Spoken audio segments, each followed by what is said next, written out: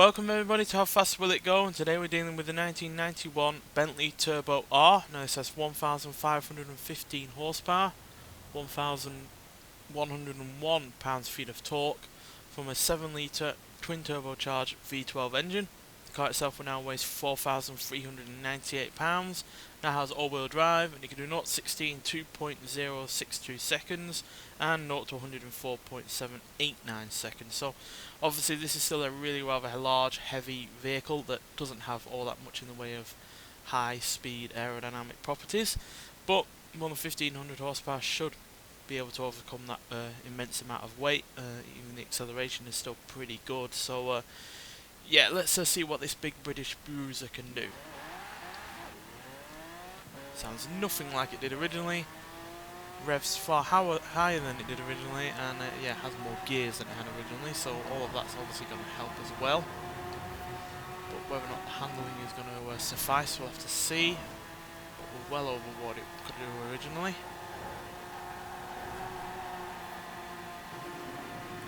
It's 230, 240, so we're not the slowest car ever on the series. There's 245.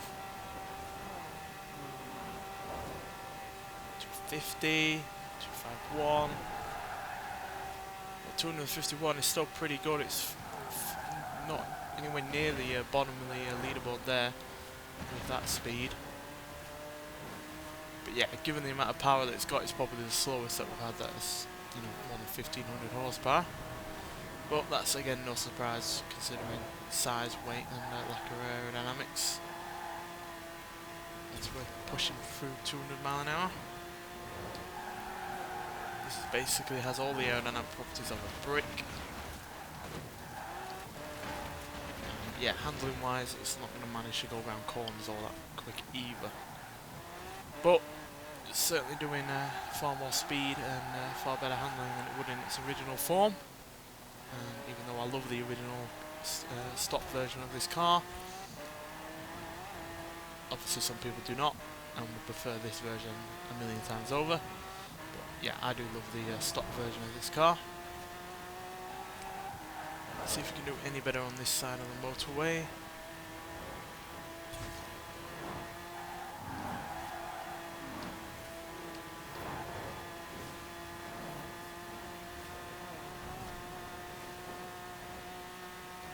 Oh, did not see the lorry somehow there. But to be fair, it was all black on the rear end there, so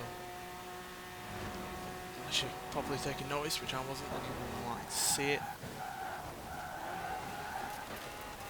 Yeah, this side really does not favour these kind of cars that are a one hit or miss kind of a vehicle in terms of top speed. Seem to remember the Jaguar D-Type being somewhat similar to this. Obviously this is far slower, but yeah, the Jaguar D-Type did far better on the other side than it did on this side, and the same is going to be said for this, that's for sure. Oh yeah. So yeah, 251 is all we're going to be getting with today, but that is still remarkably good for a £4,000 plus car that couldn't even do 170 in its original form. And yeah, was only ever dealing with a 3-speed automatic gearbox as well. So yeah, 251 is still mightily good for a car of this type, though it is again far below the vehicles that we're used to on this series. So yeah, let's see what it has been able to match at least. So yeah, it's able to match the Ford Mustang RTR, the Celine S5S Raptor. It's beaten the Aston Martin Vantage. Oops, sorry, I had my computer on a bit too loud there.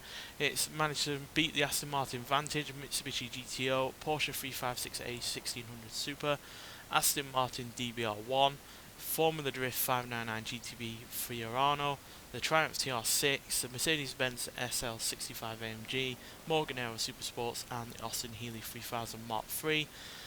Unsurprisingly, it's slightly behind the likes of a Nissan Fairlady Z version S, a Alfa Romeo Giulia TZ2, a Formula Drift Dodge Viper SRT10, a Ferrari GT4 Lusso, and a Jaguar C-Type, as well as some 90s era kind of vehicles like a Ferrari F50 GT, CVR Cerberus B12 and a Lotus Elise GT1. But on the whole, yeah, that is a really good car for its type, weight and size. So yeah, no qualms about it whatsoever. And yeah, would have been nicer for it to get way up higher, but I think the limitations of this vehicle are around 250-ish mile an hour. So yeah, to expect anything north of 260, 270, even 280 would be yeah, asking a bit too much, quite frankly. Nonetheless, thanks for watching, and I'll see you in the next one. Bye.